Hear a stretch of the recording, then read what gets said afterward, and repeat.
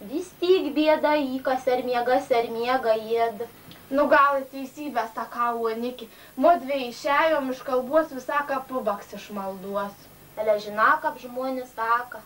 Giminien džiaugsmą, kaimyns ant šauksmą. Įdavo Anikį aš tau taip galiu pasakyti, kad kaimyns artimesnis ir už giminį. O dabar, žina, saulė da aukšta į pašnekėkė mudvė apie tas, kad žmogų jį brangiausia.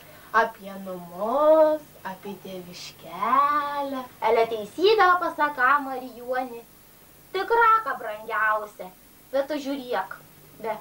Gimtinį į juda pluta piraga. Nu gal ir gerą Anikį į ten tuos svetimo šalynų, ale vis tik į ten miltų kalnų narasi. Ele veidėk Marijonė. Ir aklas kelią namų suranda. Kad iššaus būtų apilė tik savo. Išų savo namuose drancesnis. Bet tik veidėk tokia mažykė, ale tap savo namelius gintap, gint. Ele žina Marijonė, savam krašte ir žemė malonė.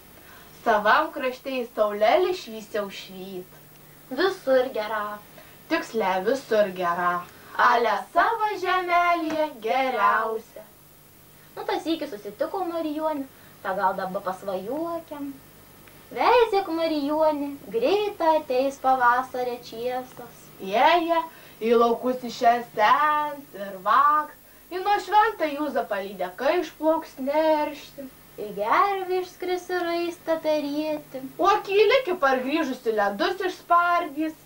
Į kregždikį parlikdama parneš pusdynį. Į po šalčiausią žiemos vėl ates pavasaris.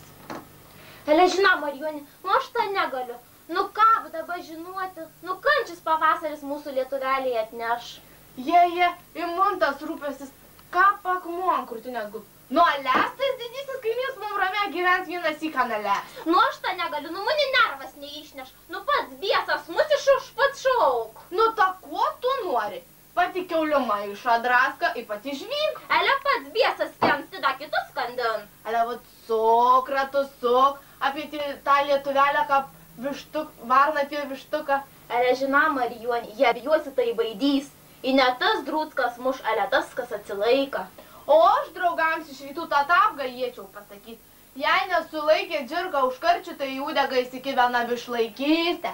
Arba kitonišką sakant, kas bus, kas nabus, ale žematis napražūs.